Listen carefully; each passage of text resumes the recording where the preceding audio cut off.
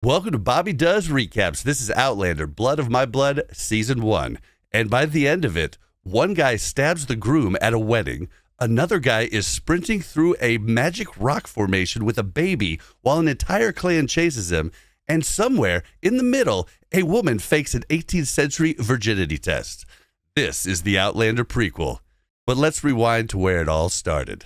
Timeline 1, the 1700s, the 18th century. Clan MacKenzie's patriarch, Red Jacob, dies, and the second the body's cold, his two sons start circling the throne. There's Colum, older, smarter, but also crippled, and Dougal, strong but hot-headed and dumb. And their sister Ellen is stuck in the middle. Enter Brian Fraser, a charming bastard. Literally, though, he's a lord's illegitimate son. He's attending a funeral with his cousin Murtagh. Murtagh has been silently in love with Ellen from afar for years. But when Brian and Ellen lock eyes in a barn, he instantly becomes cousin third wheel. Now, timeline 2, 200 years later, right after World War I, Henry and Julia Beauchamp, Claire's parents, are driving through the Highlands when they crash their car into a river. And of course, they survive without a scratch. Julia, who's pregnant, wanders up a hill near a circle of standing stones. Henry hears a scream, runs up, and she's gone. Here's the thing. They both go through, just not at the same time. And through doesn't just mean somewhere else. It means somewhen else. In the world of Outlander, the ability to time travel is hereditary. Kind of like a nut allergy, but sci-fi fantasy. Maybe not. Anyway, they get yanked 200 years into the past, the 1700s, the exact time and place as Brian and Ellen. So those two timelines I just set up, yeah, not sure why I did that. Oh well, they're not two timelines anymore. They just slammed into one. Claire's parents and Jamie's parents now sharing the same time and place, which is an absolutely absurd coincidence, but I don't care. Why? Because it's fun. Julia lands first, meets some friendly locals who knock her over the head with a club, kidnap her, and sell her to Castle Leathers, run by Lord Lovat, also known as Simon Fraser, also Brian's father, and also the worst landlord in Scotland. Not only does that suck, she's also forced to sleep with him for reasons. But more on that later. When Julia tries to escape, Brian stops her for her own safety. And when worst landlord in Scotland orders her whipped, Brian steps in and takes 20 lashes for her. Which tracks, I guess, because whipping Frasers is Outlander tradition at this point. Meanwhile, Henry, also back in time now, does the most lawyer thing imaginable. He talks his way into the service of rich people, stops a fraudulent land deal, impresses Isaac Grant, and becomes the Grant clan's official spokesman. Then our lawyer cuts a deal with Ned Gowan, the MacKenzie lawyer. Help me find my missing wife, and I'll get the Grants to accept Ellen's betrothal proposal. Oh yeah, I should probably explain that. Long story short, Dougal did a dumb thing, and now the two clans are at the brink of war. So Colum's idea to settle the beef? Sell my sister to Malcolm Grant. Being a woman back then had to suck. Also, damn, Henry, ice cold. Claire would be so disappointed. Okay, back to Ellen. She figures out she's a political pawn, so she teams up with Ned and games the oath ceremony. Colum becomes laird. Dougal becomes war chieftain. Power split down the middle, which buys her time to wreck her own wedding. She's a pretty smart cookie. Then comes Beltane. It's basically a festival celebrating the beginning of summer. Ellen gets crowned May Queen and has to pick a May King. And Brian, Malcolm, and cousin third wheel all step forward. Yeah, awkward.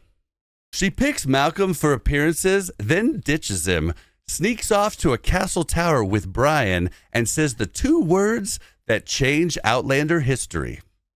Ruin me. So Brian does a quick handfasting. They recite blood of my blood, bone of my bone, and they get it on. All while cousin third wheel watches the whole thing from the shadows. Poor guy. Also, just a heads up, handfasting is not marriage. It's more like engagement, basically a binding agreement to marry within a year's time. Okay, now we get to the juicy Jerry Springer part. Pregnant Julia, still stuck under worst landlord in Scotland, makes an impossible call to survive. She tells him it's his baby. Problem is, a seer named Marisi then prophesizes that Julia's child is a boy of great importance. And worst landlord in Scotland decides that means his bloodline is destined for the Scottish crown. So, of course, he wants to name the baby Simon, but Julia secretly names the baby William. This just got messy. Oh, side note, Julia is only forced to sleep with him once because she uses science to create saltpeter, which renders his Peter worthless. Science 1, 18th century 0. Meanwhile, Archbug, Isaac Grant's enforcer, pays a midwife to tell Henry that Julia and the baby died during childbirth. A flat-out lie, but Henry breaks down. Full PTSD spiral, hallucinating the end of the war and ending up in the bed of a woman named Seema, thinking that she's Julia. He's grieving a wife who's alive one castle over. It's maddening. Come to think of it, also keeping all these names straight. Now, the alliance plot tightens. The Grants demand Ellen pass a virtue test. Yeah, exactly what it sounds like, in front of a dozen men, all because worst landlord in Scotland started a rumor she's not pure. And here's where our stories collide. Julia gives up a chance to finally escape so that she can help Ellen. She whips up a chemical elixir that fakes the results. Mrs. Fitz administers it. The physician declares Virgo intacta, and Ellen passes. 18th century 0, science 2.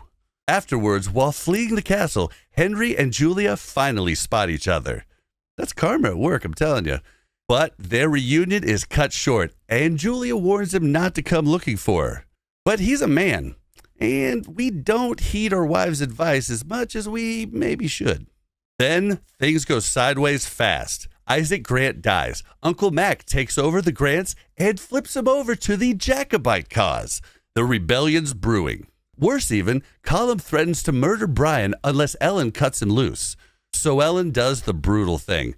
Tells Brian he's a penniless bastard and she never loved him. Crushes him to save his life. And then Brian gets ambushed anyway. Thanks, Colum. Which brings us to the finale. Cousin Third Wheel convinces Brian that Ellen lied to protect him. So Brian sneaks into the castle, Jocasta helps him reach Ellen, and the two reunite. Ellen finally decides not to marry Malcolm. Except it's her wedding day, and the bride is missing. Uncle Mac threatens war, so Colum panics and forces Dougal to marry Malcolm's sister instead. She lifts her veil, and surprise! She's pretty cute, actually. Now, I bet you're wondering how that fixes anything. It doesn't. It just delays the explosion. No, not that explosion. The explosion comes in a quiet hallway of the castle. A drunk, heartbroken Malcolm catches Brian and Ellen sneaking out, draws a sword, and attacks.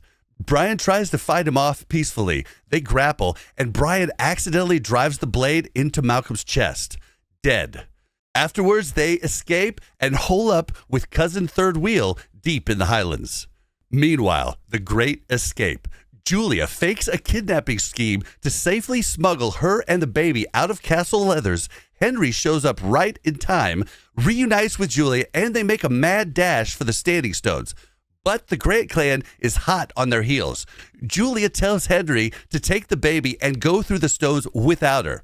He doesn't listen, takes her hand, places it on the stone. And that's where Outlander Blood of My Blood Season 1 comes to an end. Thank you for watching, and I look forward to recapping another show for you very soon.